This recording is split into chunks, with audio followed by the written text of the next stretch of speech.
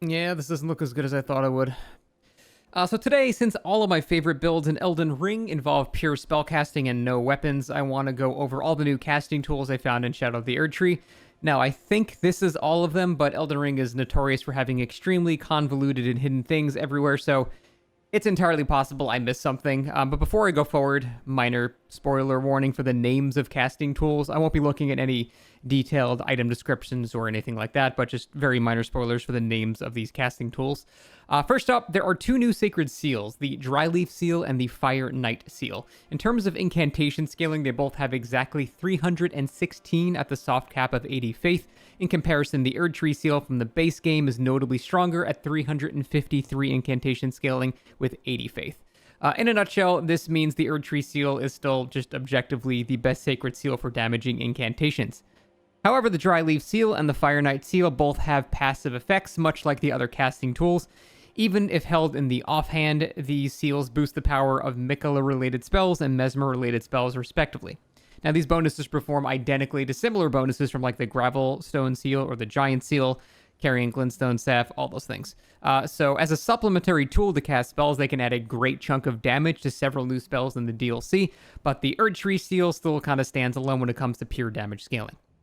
Now we have three new sorcery casting items in Shadow of the Erdtree. The first is the Maternal Staff, which scales very heavily with Arcane and some with Intelligence. It also has a passive boost to a certain spell class that may be more spoilery than I would like to talk about, so we'll just say it does boost a particular class of spell. And that passive boost may be the primary reason to use this staff, kind of like the Staff of Loss is only used if you're casting night sorceries and basically for no other reason. Thing is, though, even at an unrealistically high stat allocation of 84 Intelligence and 80 Arcane, the staff still had worse scaling than just the plain carrying Regal Scepter, which only needs the 80 Intelligence and no Arcane whatsoever.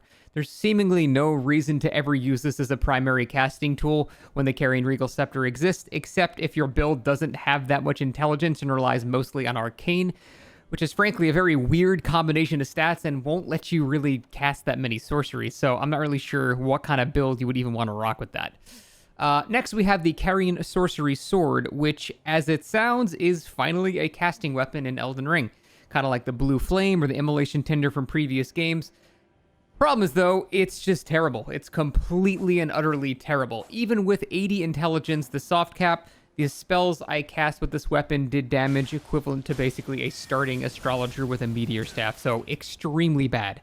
The damage of the thrusting sword as well is very underwhelming, as it only has a D scaling in dexterity and a D scaling in intelligence, so overall there's pretty much no actual reason to use this thing.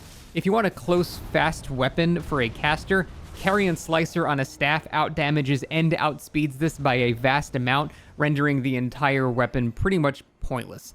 I'm definitely hoping this is just bugged because it would be really sad if the only casting weapon we had in this game was just simply not worth using. Next in the list of disappointing things is the Staff of the Great Beyond, which extremely interesting, although it allows you to cast sorceries and incantations at the same time. So you can cast Catch Flame with this and then Carrion Slicer and then go back to throwing a lightning spear, and then you can do all of this just with the same button, and that alone has a huge selling value. So it's a dual incantation and sorcery casting tool. It has a B scaling and intelligence and faith, indicating a desire to level both stats equally, especially if you're going to do incantations and sorceries. Only makes sense, right?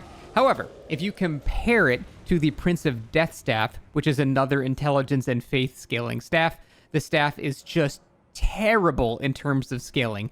Again, it's making me question if this thing is just straight up bugged or broken or something like that.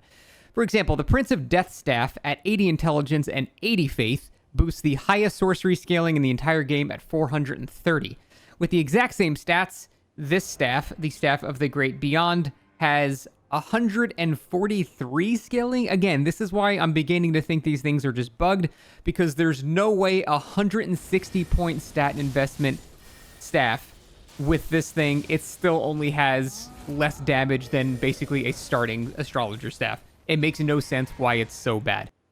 So I really do hope that from either fixes or immensely buffs this thing, because being able to cast incantations and sorceries with the same tool is such an awesome concept that I want to tinker with. but if the damage remains this abysmally low, there's just absolutely no reason to actually use it. So that's all I've found so far. I'm hoping for some fixes because the concepts are really, really cool, but I can't say I'm not a little disappointed for now. I'll let you guys know if I continue to find more, because this is a very wide world, but so far, that's it for me. Thanks for watching.